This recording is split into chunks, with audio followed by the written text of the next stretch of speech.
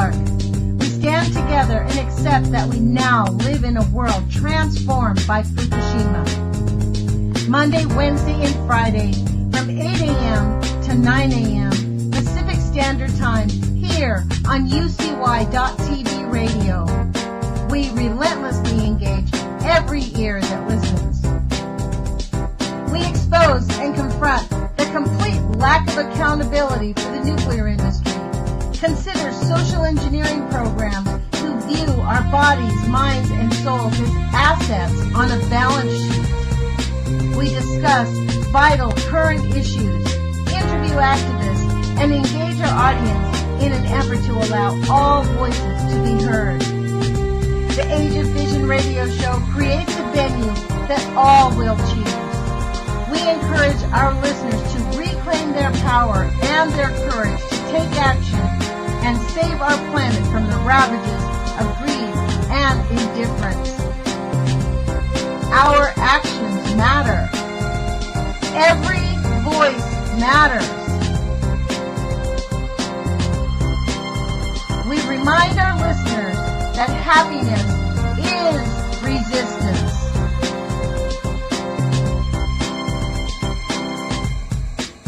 Love is greater than fear.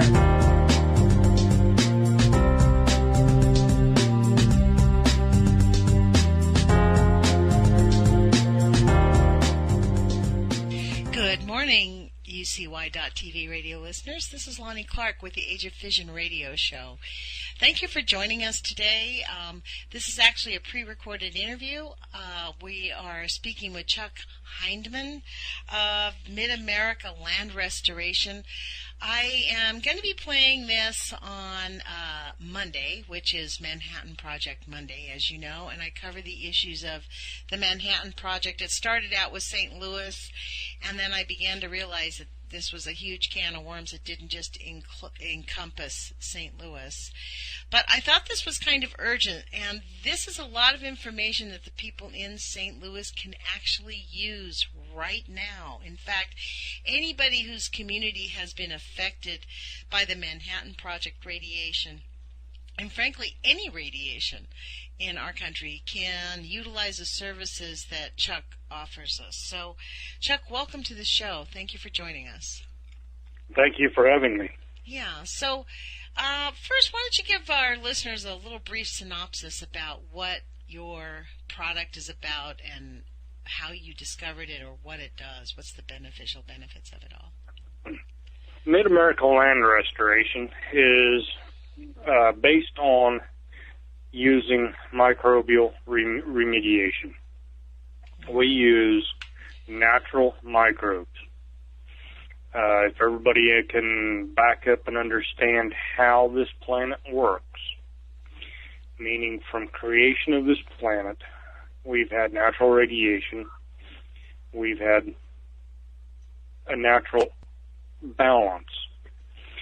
What is in our soil that balances the radiation is our natural microbes.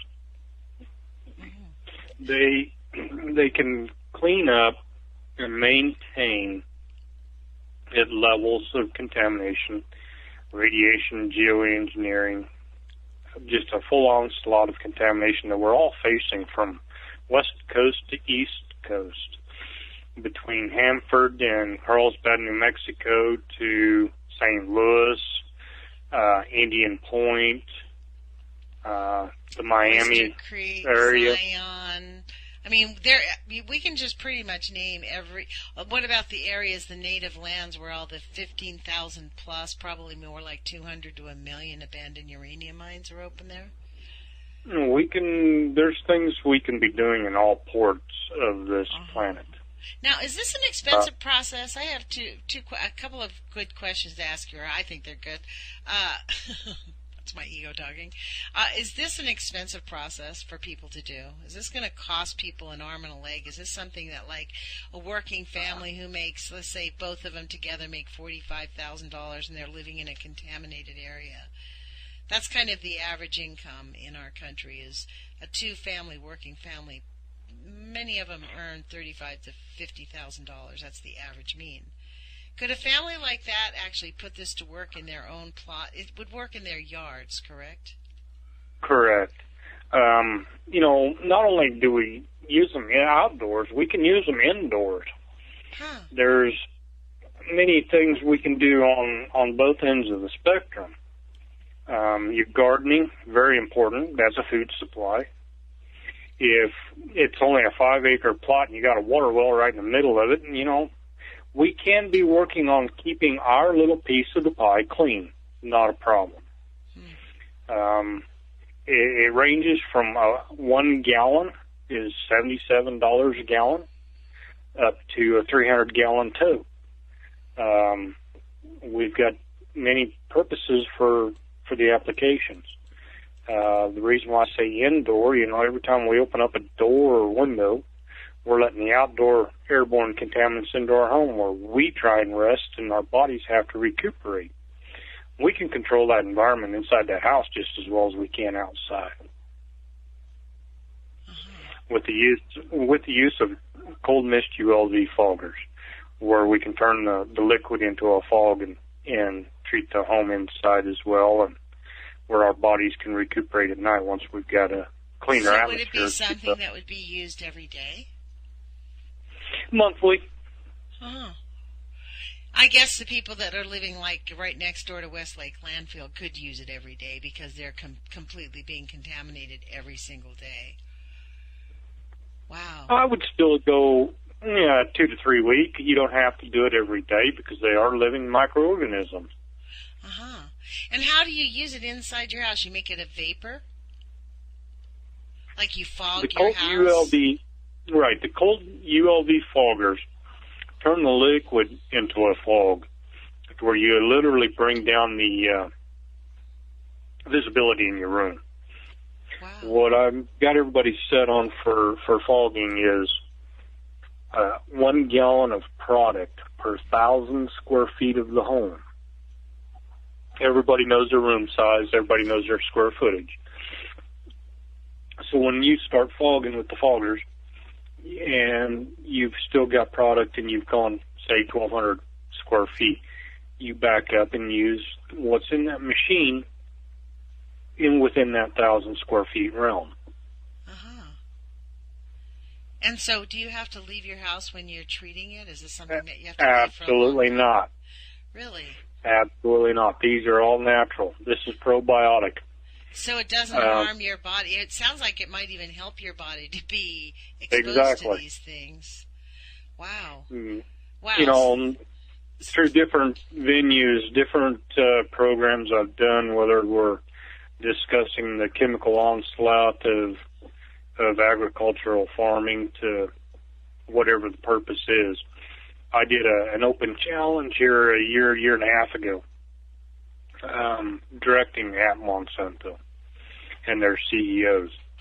I told them, I said, you guys can sit in a 300-gallon tote of your best of the best, strip down to your skivvies, I'll strip down to my skivvies, and I'll climb in. Let's see how long we stay. And I'm sure they were jumping at the bits to just try to get to it, right? I have yet to have anybody take me up on it. Yeah. So is this product readily available? How would people find your product? It's not that we're selling your product. It's just this is a product that actually has a solution, an immediate solution. So this is a product that could be sold west to east coast. In fact, even in Alaska. Could you sell it to somebody, say, who's listening to us in Alaska or in Hawaii? In Alaska and Hawaii, the shipping is going to be a little bit more expensive, but we can get it there. And you ship the entire. You ship like an actual, not just the liquid, the probiotics, or what do you call them, microbials? Not just the microbials, but do you ship like the fog machine, or do you just rent? I mean, how do you get it into your house? How does that? I mean, we're talking about, for me, this is an interesting product because this is a kind of a household product that every household would have. What I suggest is purchasing the equipment from me. That way I can bring it in here, inspect it, make sure I know what you got. It's what I want you to have. That way you can call me up on the telephone and say, hey, I've got the machine. this is what it's doing. What do I need to correct it? I can help you dial that machine in to do what I want it to do via the telephone. How big is the Because I machine? know what you've got. The machine's, it's got a shoulder strap on it, and you just walk around with it. Oh, my gosh. It is not very big. It's kind of like a blower, a backyard blower? Basically, Huh. about that same size. How did you come up with electric. this idea? How did you come up with this idea? We've used the foggers in mold remediation, removing mold from within the home with the foggers and the microbes. Uh-huh. And how did you know that it would work with the radiation? How did that idea come? How did that light bulb spark? I started knocking down a lot of the flu viruses. I started removing the viruses and bacteria out of the air, the negative viruses and whatnot out of the air for a Marine family here that had a little one that had so many allergies that the little girl was actually in the hospital more than she was at home. Oh. And I started, out of my own pocket, I started treating their home every 3 weeks. And I once I got that environment cleaned up to where the little girl can go out in the outdoors, do everything she wanted to do as a kid, but as soon as her body came home and she was able to recuperate during the night, she ended up going to the hospital a whole lot less once I got control of that home. Wow. So that's how you identified that it would work within the home. Oh, yeah. That's a pretty fascinating thing.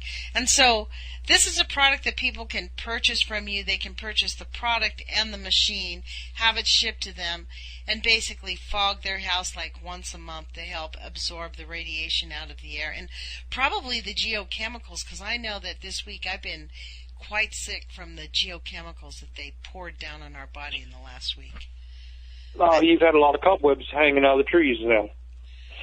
Yeah.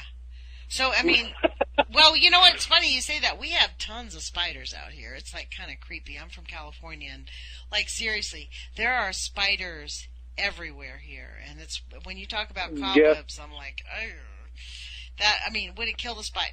Now, this doesn't kill animals. It's not actually harmful to creatures or to good, healthy life. It just kills bacteria. Bacteria. Exactly. Just like with the standing water, with all of the extra rain we've had in different parts of the country, and the mosquito infestation. They're dumping so many chemicals on everybody trying to kill the mosquito. We don't have to kill the mosquito. We don't have to be dumping the chemicals. We could be dumping these microbes in large portions through all of the standing water yards, right over the towns. And what this microbes will do, it will take out the bacteria out of that water that those mosquitoes need to infestate with. Well, so by removing that bacteria that those mosquitoes need, we're removing that breeding ground. So by removing that breeding ground, we are taking control again. Uh-huh. Well, it also, when you have microbes, I know that when you have microbes in the soil, it actually absorbs the water better and deeper. Exactly. I mean, I was talking to Charlotte Anthony, and I did an interview with her that I'll be playing later, probably in a week or two. But we were discussing that whole idea that that's one of the ways that we remediate the soil is microbes is the answer. So you've done this long enough. They know that microbes is the answer. Don't you think that the people running the program here know? Oh, yeah. I know that for a fact. How do you know that for a fact? Different conversations. With people like the EPA or the NRC or those types of entities? Yeah, let's just say Washington, D.C. area codes. Wow. And so they know that microbes actually really work. And so why don't they want to use them? I mean, we have an immediate health problem to the not just to humanity. Every animal on this planet is really, literally, our life cycles are being threatened by radiation and geoengineering. Well, let's just say last fall, a year ago this time, our counts per minute from Colorado Springs and Denver to Kansas City were astonishing. And I mean they astonishing. They are right now. Have you been looking? Yeah. They are right now 3,000 counts per minute. 4,000. And like I said, we've got a problem. But anyway, I knew we were going to have issues, and this spring, there was a calf born in a county out in northwest Kansas with 2 noses. Oh, I think I right saw here that in the picture. county that I reside in, somebody tried giving my youngest daughter a bucket calf, baby calf this spring with 2 heads, and I said absolutely not. And after this weekend, getting ready for a local parade, high school homecoming parade. You called that a bucket calf?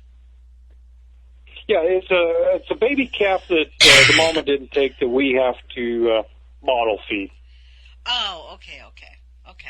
I get what you're saying. Okay, I thought you. And we generally feed. The old term is it was bought instead of out of a big bottle. It was fed through a bucket with a nipple. That's where the bucket calf scenario come in. Okay.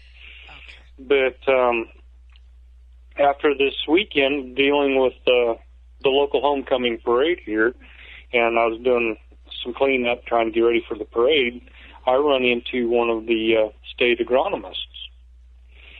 And him and I got to talking, and lo and behold, neither one of us knew one another at any point up till this time. So I made a comment about him shamming so much space where I wasn't shamming near as much because I've got a big lifted Jeep that is all dressed out. But anyway, we got to talking and found out he was an agronomist, and I told him what we were facing here. Can you tell us what an agronomist is?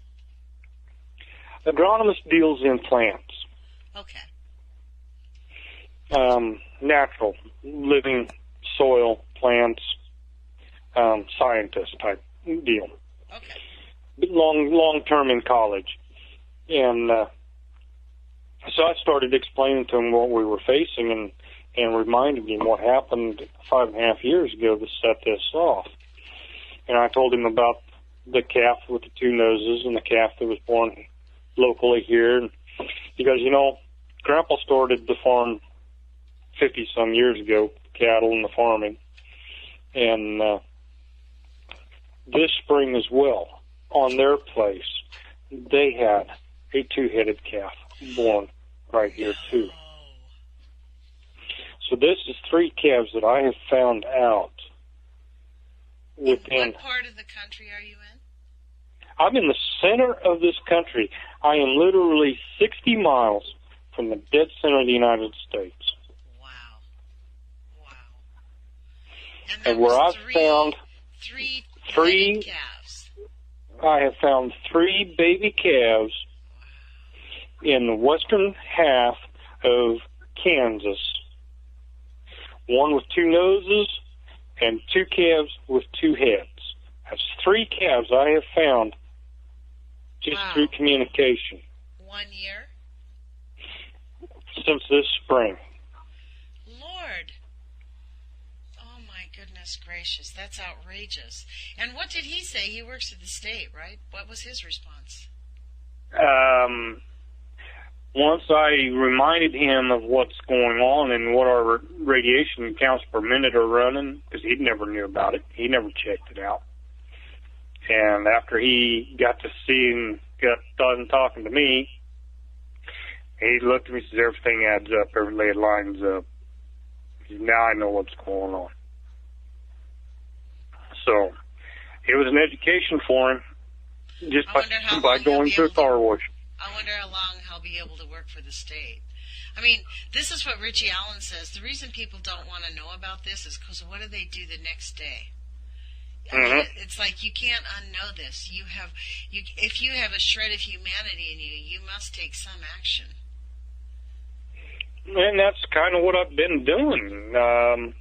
My fight started a long time ago, butting heads with Monsanto, and then the BP oil mess, and then we've got Fukushima. Then we had the blow off of Carlsbad, New Mexico. that just flat buried the southeastern part of the United States in waste from Carlsbad that never made the media, and nobody understands, why we're having so much trouble with our livestock and the wildlife. Look, they know. My brother got cancer. He lives 700 miles east of WIPP. He got cancer within 9 months of that accident. And when I told him it was likely from radiation, he's like, "You don't know that. I smoked cigarettes all my life. That's really what it's from." I am not joking you. This is really the mentality of Americans right now. Like they have mission accomplished, man. They have completely trained Americans to just... And this is one of the things, this is why I like your product, because your product is very uninvasive. It's not a huge, it doesn't make us having to live with radiation a major catastrophe. Do you know what I'm saying? It don't have to be. And what really irritates me more than anything, knowing full well what can be done, and for the administration to keep changing our radiation safety limits in our drinking water and changing the acceptable death rate. Well, not only that, you know, the EPA, Chuck, you know, the EPA recently passed a new regulation that says in the event of a nuclear emergency, they're going to raise the radiation limits. Iodine 131 by over 3,300%. Strontium 90 by 80%, cesium by 60% or something. I think cesium is either 60 and 80. Those numbers might be interchangeable. Don't quote me. But it's somehow each isotope is raised by a certain allowable limit if we have a nuclear emergency until the nuclear emergency is over with. I mean, my public comments to the EPA is, what are we paying you money for? To allow the polluters to poison us, to raise the limits so you can just tell us, don't worry, folks, everything's fine? That is the most incomprehensible thing I've ever heard of in my life. Just look what the EPA did last year. I mean, they get tax money, they get paid by us. Oh, yeah. And look at what they did in Colorado last year in the mine. Right. Look at how much water they contaminated. Look how many people they affected. Look what they're doing in St. Louis. Mm-hmm. People are living right next door to a nuclear burning dump site, and the EPA is refusing to allow the Army Corps of Engineers to help remediate it because they don't want to lose the funding is fundamentally the reason. They want the money for their own organization. And they keep the money for the people at the top. It's not like they spend money on the programs that they're supposed to have. That's the shocking part. That's how Flint, Michigan turned into a mess. Same thing with St. Louis. They've had the money to fix these things. They choose not to. They got to have their super funding, so they got to keep creating more problems so they can keep their funding. You know the sad part, this is the hardest part about the fuse wrap funding too. That, we, for all of the brownfields and all of the major fuse wrap sites in our country, you know what brownfields are, right? Yeah, enlighten me. Well, they're basically like dump sites for different various kinds of waste that the government has, like a junkyard, for example, might be deemed a brownfield when it's no longer being used anymore. It's got waste on it that has to be managed. It's some type of a toxic waste. It doesn't have highly contaminated to be considered fuse wrap, so it's considered a brownfield. And so, but basically in our country, for all of the sites every site that we have in this country, we only have, the budget has been cut every single year. When the Republicans took over in 2010, we had $120 million. The new budget was $105 million in 2016. And so this is what happens, like the legislation in St. Louis, Bill 4100, that's stuck in committee. The reason it's stuck in committee is even if it gets passed out of committee, signed into law, and we say we can start immediately to remediate St. Louis's burning nuclear dump site. There's no money. There is no money for them. They have to fight over who gets the money. Like the Santa Susana, remember that leaking gas site that we had out in California? All of these different places. It's actually so stunning the way Congress writes our budget to neglect everything about America. Everything in our country is neglected.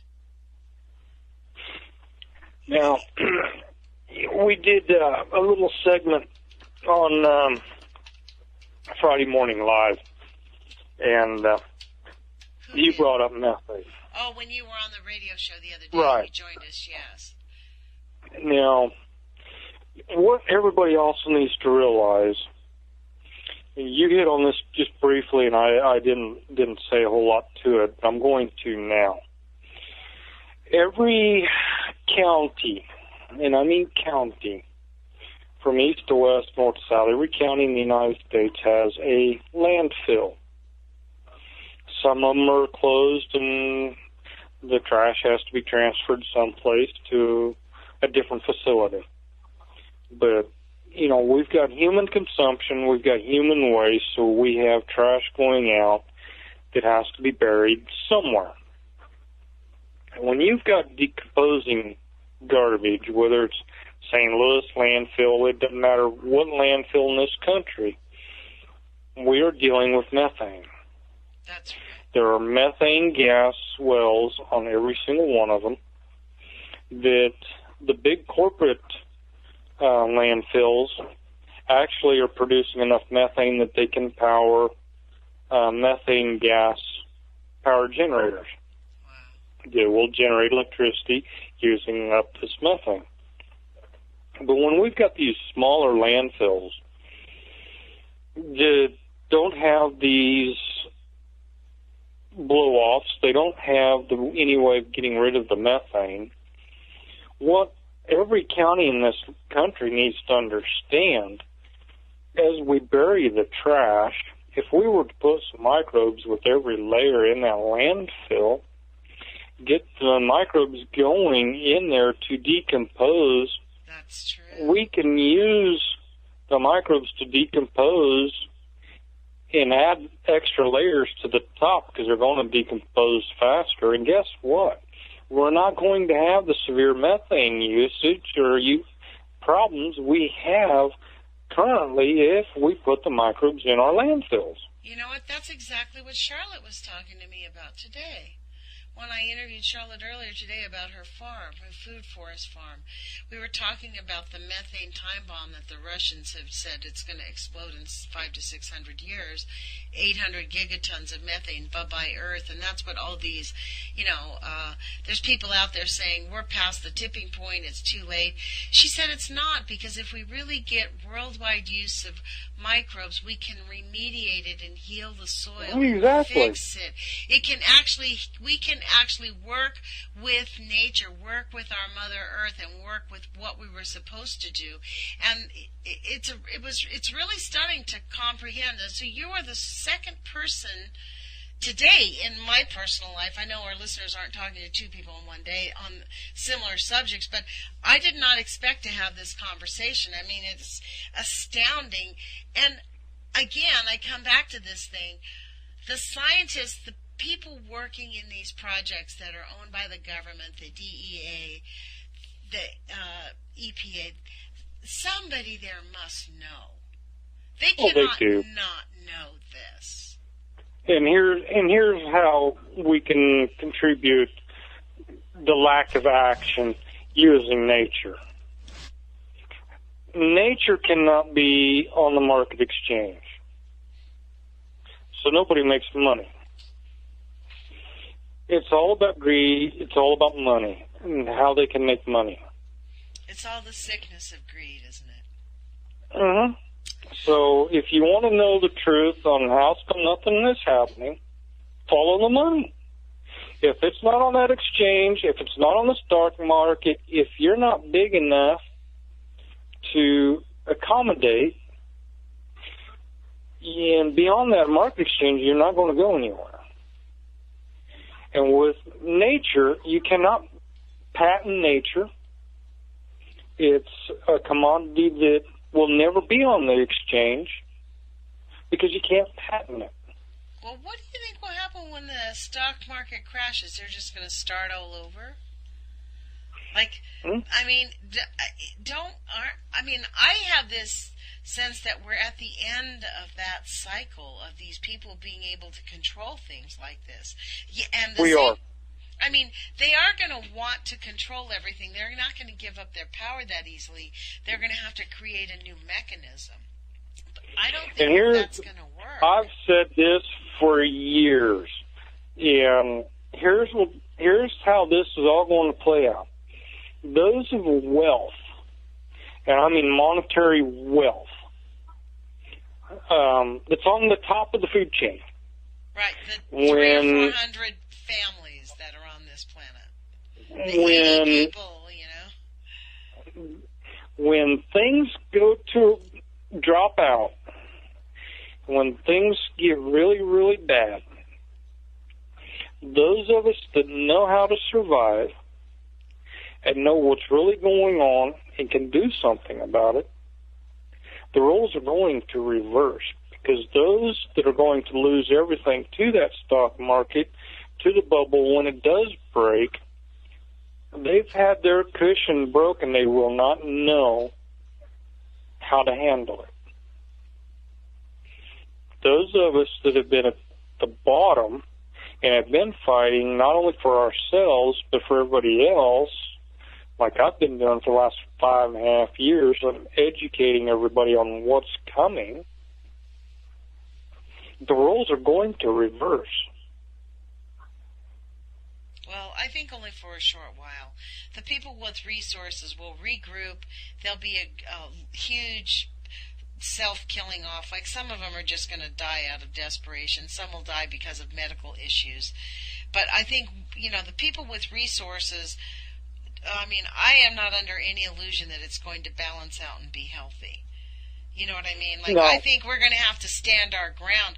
We're going to have a small window of time where we can stand our ground, build up a strong force of people to say, and whoever is left, because let's be clear, we are headed towards a period where people have been irreparably harmed, as we've seen in children. I keep coming back to this. I'm blown away. The number one killer of children in our country is cancer, brain cancer. Yep. And Americans are like, oh, did you see that brain cancer is the number one killer of our children? Like, what? It makes me angry. Seriously, when I saw that news article that week, I was actually really thinking, like, what the heck am I doing on the radio? I need to just ignore all this. And then I saw this, I'm like, I have a venue where I can speak out. This is an outrage. We cannot take this lying down. I personally do not accept the fact that cancer is going to be the number one killer of our kids, and that's just the way it's going to be. Let's let them all get operated on and radiated on, and let's pay all our money to the bastards that are giving them cancer. Like, no, I'm not doing that. And we don't have to, it's like I said. That's what I mean. Once we change these numbers, and we can change these death rate numbers, because they've changed safety limits in our drinking water. Well, what is the filter to our drinking water? Water just doesn't come out of the tap. It comes from somewhere. So when you look at what the natural filter to that water supply is, that's our soil. So when you look at the amount of chemicals, the amount of radiation, because every time it rains, it comes down in that rain, sleet, ice, whatever that comes down from above is contaminated, whether it's the geoengineering, the chemicals, or the radiation. Yeah, true that. So when that soil gets so plugged up and contaminated, that water goes through that, and then it becomes contaminated. So when you are in serious trouble and you go to the hospital, dehydration, whatever, you get an IV, you get fluids pumped into you. we need to be putting Mother Nature on her IAV, which are the microbes, resustain and give her life back with the use of natural microbes. Okay, so I have a question to ask you, and this is way out of left field. I have not ever asked you this, but I was thinking about myself like this with the machine. Do you have like a rental program where you rent these products? So you have to basically purchase it. Yeah. The machines, depending on what part of the country you're in. Like I said, I'm based in the center of the country. For the most part, you can get a machine delivered into your front door for $4.25 to $4.50, depending on which part of the country you're in. And how long would it last? The one I purchased, good grief, this is 2016. I've gotten 12 years out of mine. Oh, my goodness. How heavy is it? When it's full of fluid, you got 10 pounds of liquid in there. Machine itself, I think, is 12 or 15 pounds. So, when it's full of fluid, you're only carrying 25, 30 pounds. You say that so easily. You're only carrying 25 or 30 pounds. That's when it's full. Well, there has to be some teenage kid who could do this for us. That's why there are shoulder straps. And how long do you have to carry it around for? Like, how long does the process take? Like, let's say I was to purchase this machine, do it in my house. I have 1,100 square feet in my little duplex here. How long? You're looking about an hour and a half. Oh, so it's really like nothing, and you just fog up the whole place. And then you just do it like every 3 to 4 weeks, and it kills all the it kills all the contaminants in your house. No, but if you've got mold in the home, you're not going to have mold anymore. Well, you know what? Here in the Northwest, that's a huge, gigantic, huge thing. I mean, because it's always, it used to always be wet here. and I blew your mind here a couple of weeks ago when we first started talking. You can. I wish everybody would just use that Google search and do some Google searching instead of. It's there. You don't have to take my word for it. Wow. But Chernobyl is encased in black mold. Mold and radiation work together. So we need to really, on our wet areas of this country, we really need to be working on the microbes. We need to get rid of the mold in our homes so our bodies can recuperate and regenerate. We need a cleaner environment to recuperate. Oh my God! Black fungus found in Chernobyl eats harmful radiation. That's what it says. That's what Fox News said. But this is what Forbes said in 2015. I did Google it as you were talking. I did exactly what you asked people to do. And we found a story popped right up from Forbes magazine by Neil Hernandez. It says Chernobyl, the dangers and the hope. And he is talking about this exact thing, that it is covered with mold because it eats the radiation. What we need to do, the microbes and mold, it is a food source, just like sugar is and candy is to our kids. The kids can't get enough sugar and candy. Well, guess what? The microbes cannot get enough mold. It's a food source. The same way with that standing water and that bacteria that the mosquitoes need to infestate. That is a food source. So when we get rid of that bacteria, we clean up our water. Well, how do you get microbes? Let me ask you that.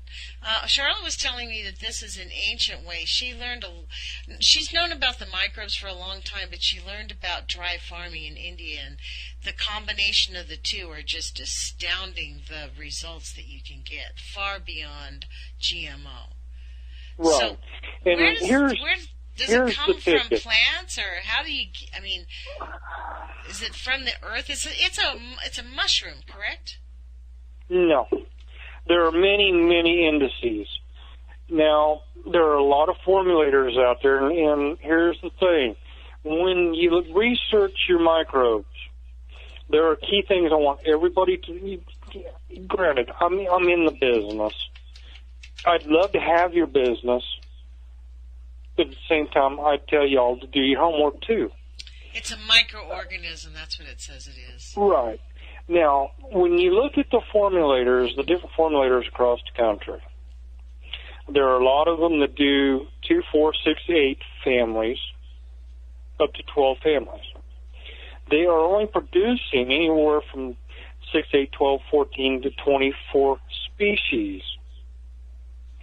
Now, with our microbes, we have over roughly 25 named families, Wow. and we're producing over 125 species. Wow. We are on a very fine line balance, and we're producing 125 species. Now, here's the key, people. When you're looking at these different sites, specific, genetically altered, you want to look for key words. And like I said, specific is a big key word. Excuse me. We have naturally, beneficially recurrent microbes. And that's what I'm running in 125 species. Now, is it possible that families? This is what Scotty is suggesting. You know, they're doing the phytoremediation. He's encouraging families because their process is also a bit pricey for the average family. A lot of families that go, "Oh my God, I can't afford $500 to bring this in," even though it'll save their lives. That's exactly what they'll say. Since you only have to do it once every 3 weeks or 4 weeks, you could get a group of people who are neighbors to purchase a machine and take turns using it. That would well, also not only make that, but sense. once you figured this out, it's a way to make extra income. And it's also a way to save money because you're not getting sick all the time. You're not going to the doctor. You're not buying medications. You're not going to be getting cancer. You're not going to get genetic diseases. I mean, you're going to be saving so much. Here's what I want everybody to understand. When you buy a machine, and like I said, I have used the dewilligers out of mine. And when I'm saying dewilligers, I mean unthinkable amount of square footage I've covered.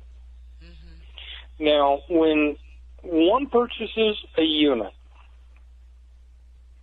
and you start learning how to use it, and then you've got family members, you've got neighbors, and then the trickle down from those, when everybody understands what's going on and why you're doing so much better, you can be doing the same thing for other people and making money doing it. How many business opportunities do you have that you can get into for less than $500 to make money?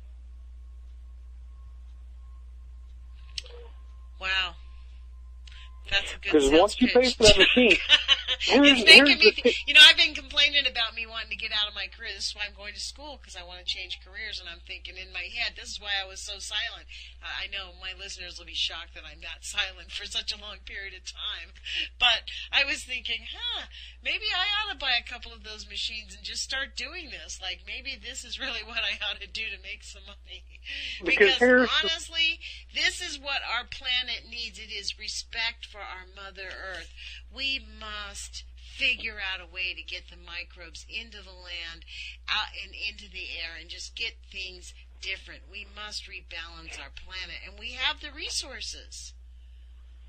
Here's what I want you to think about. Okay, say you're in an area, and you get this machine shipped into you. My machine, when I bought it, was $360, and that's about what they run today, $368 to $370, depending on the shipping and where we're shipping to. The shipping's going to be about $100. This year's not going to get roughly. That's just exactly right. Now, so let's say $450 is what you've got invested in this machine. Now, your very first home that you do outside of yours, and you're going to charge for. Now, like I said, a gallon of product per 1,000 square feet. I charge 35 cents a square foot, a minimum charge of 1,000 square foot right up front. Yeah, And then so I you charge don't waste 35 cents per square foot over that 1,000. So right there off the bat, you've got $350, and you haven't even fired that machine yet, because that minimum charge for that first 1,000 square feet is $350. I charge 35 cents per square foot plus the cost of the product. Because if I go into a place and I'm just doing a maintenance, great. But when I start that, before I start a maintenance level, I got to get control of that home. Whether it's heavily infested with mold, that we have a serious problem, and I see the mold growing and it's standing up 1.5 to 2 inches, which I've done. Wow. I You take can control get rid of of the mold when you have visible mold that's standing Oh, there. exactly. Does it just go away, or you wipe it down, or you don't have No, to no, touch no, it? no. You just leave it alone. You soak it down with the microbes, and they'll deteriorate down to a gray dust, and then you vacuum it up and haul it off. How long does it take for it to be like the gray dust? Like from the time you put it on to the gray dust, like is it a week? With what I did, it was in a basement area that had some pumps that sucked the water because the water level was too high. And the place flooded out several times because the pumps didn't work or didn't get the water out fast enough. And what they had stored down there literally had mold growing 1.5 to 2 inches high up off of it. But I just direct sprayed the microbes, and then I fogged. And they were able to go back in later and clean it up with a vacuum. Like the next day, let it dry 24 No, hours? it's going to take a couple of weeks at that point, because like I said, when mold is 1.5 to 2 inches high, there's a lot of toxicity there. Okay. But still, it's still reversible, even if... The reason I ask you that is because I know that mold... I have seen... In fact, I moved my niece out of an apartment here. There was mold growing in their bathroom. I bought an online kit to see if it was that type that kills you. It said that it wasn't, and so her landlord said, well, that's not that big of a deal. And I'm like, what? And I actually forced her to move out of that place. I'm like, you cannot live here. This is not... Mold in any house is disgusting. You cannot live in mold. That's not decent housing. It can be reversed. And we don't have to open up the walls. We don't have to tear the walls out to do it, because, you can sit back and think you're sealed up. But, when you step back and look, you've got windows, you've got outlets, you've got light fixtures, you've got breaks in that wall that you can't see because they're covered up with electrical plates or whatever. Well, I'm just going to tell you what, Chuck, I'm going to figure out a way to get one of those machines out here to me. And I am really going to take this to heart, because you know how we will, to be honest, the best way to show this product is to actually do it. And if it really works, I'm living in the perfect environment. I mean, I know off the top of my head 5 people immediately that I know. I'm living in an environment where mold is a huge issue in this state. People could go to OregonState.gov and look up renters' rights. There's a huge section on mold rights. It's bizarre to live in a state, because I come from California where we didn't have that. We were too dry, you know what I mean? But up here, it's wet and it's muggy and it's musty, and it's like people say, oh, it rains all the time in Oregon. Actually, it doesn't rain all the time, but it gets rainy, and then it gets muggy and overhead, and you don't see the sun, and that's when you start getting the mold, because there's no sunshine to dry out the rain. It just sort of has to take a long time to dry, right? So, and plus we're getting bombarded with radiation, like seriously bombarded with radiation. People here are sick. We get 3 days ago, we got so blasted with geoengineering. It was looked like hopscotch up in the sky. Like God was taking chalk and crisscrossing the sky with chalk. It was unbelievable. And the next day, I know 5 or 6 people, myself included, and I really don't ever get sick, just started sneezing, wheezing, hissing. I mean, it was bad. I got very sick, and fortunately, I know how to heal myself, so I got better right away. But I know a lot of people right now that are still like, oh, I'm so sick, and, whatever, let's go to the doctor. That's not what I'm going to do. But this is something that could actually really work. So this makes me excited because this is a solution to the radiation. This could allay the fears of many people. This is the exciting part. I mean, I have to say, personally, I feel like talking to you tonight has been a gift because I did this interview with Charlotte today. On the fly, she stopped at my door. She's building this food forest in Eastern Oregon, and somebody gifted her an old used truck, and she stopped by my house on the way to pick it up and to show me it. And so we started talking. I said, let's do an interview. And we talked about this same thing, and frankly, this is so beautiful. This is so inspiring because there is an answer. We may not be able to stop Fukushima, but we can learn how to live through it while we're figuring out solutions to stop Fukushima, to stop it. And in fact, if we end up, I love the idea. She was saying if we really remediate, if we can really turn this around, if all of us do what makes us happy, find something that makes us happy for 5 minutes, answers and solutions will come, and we can actually put enough microbes back into the earth, follow nature. It's not us saying what's right. Nature's telling us what to do. We're just being led by what we're supposed to be doing. We're not forcing this on them. We're not telling nature how much microbes it needs. Nature's going to tell us how much microbes she needs. And we just know that we're going to need a lot. You know what I mean? And it's just, look at the original environmentalists.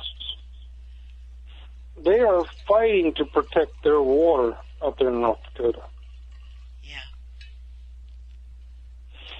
Our Native Americans are and has been the first environmentalists this country ever had. Yeah. They know how to protect Mother Nature.